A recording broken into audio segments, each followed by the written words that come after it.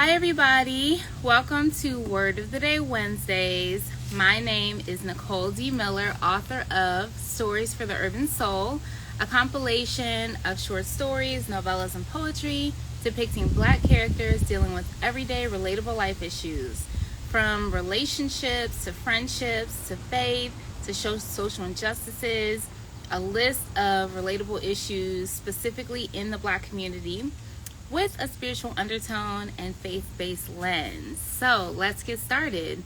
Most of you guys know I've been doing Word of the Day Wednesdays for the last year, and it's been amazing to me that I've been able to keep it up. Sorry, I feel like something's in my eye.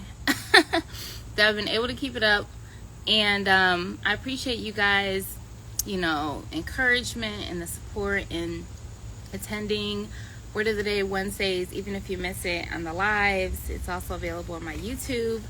And the purpose is to piggyback off of my latest blog.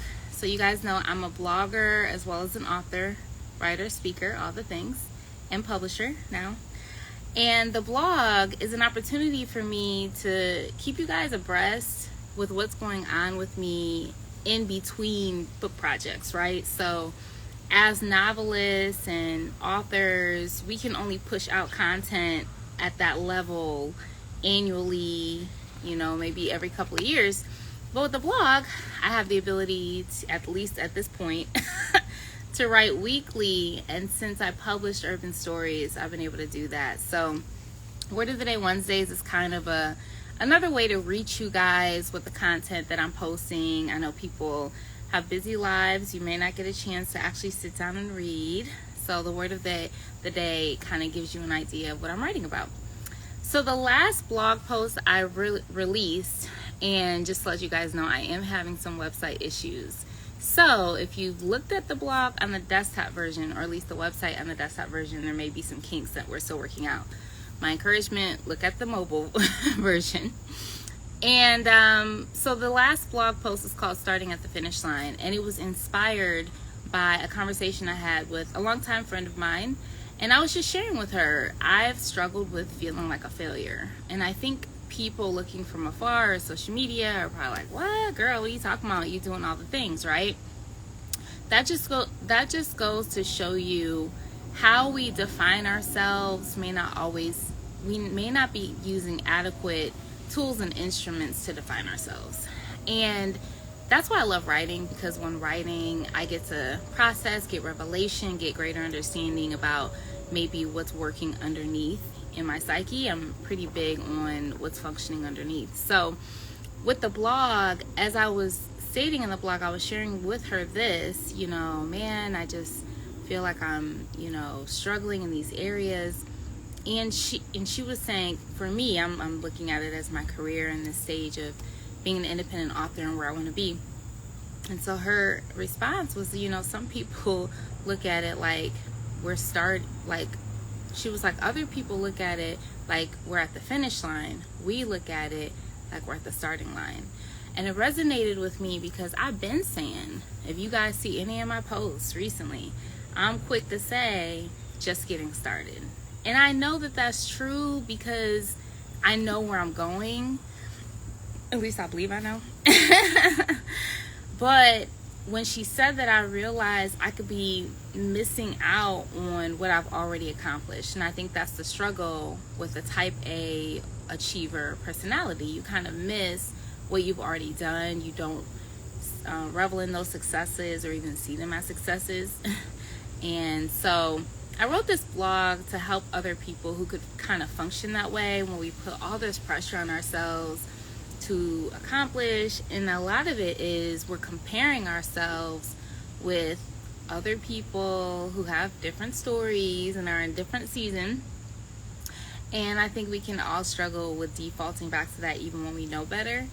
So if you need encouragement, if you struggle with feeling like a failure, you struggle with comparing yourself, you struggle with just seeing how far you've come, definitely look into this blog. What I ended up settling on was how at the end of our life, we're not going to necessarily look at things that we accomplished. We're going to look at how well we did with our relationships we're not going to measure ourselves by our behavior per se. You know, we need to measure ourselves by the position and state of our hearts.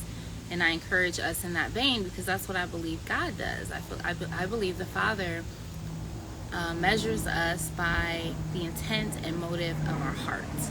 So not necessarily poor choices that we've made, but more about the state of our heart when we were in those choices. So to learn more, visit my website, NicoleDMiller.com.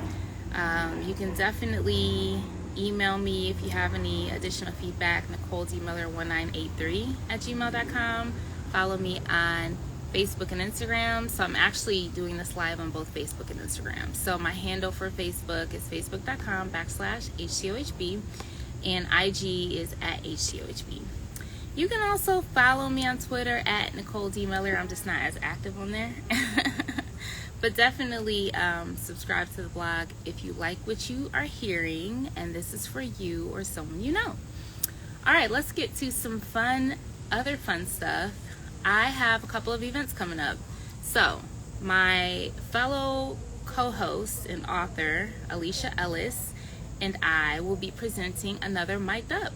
Mic'd Up, for those of you guys in the Cleveland area, is a series of open mics that we're doing, and we're labeling it an open mic with an author's twist because we really want to pull out authors. Open mics generally are for poets and writers and artists of that vein, which is cool. We want all y'all, right? But authors don't really have a space to do their readings. So we really want to pull the authors in, come and spit a little bit from your, short story, poem, or novel, whatever writing project you're working on. 3 to 4 minutes, y'all. Okay? We're not going on and on. 3 to 4 minutes.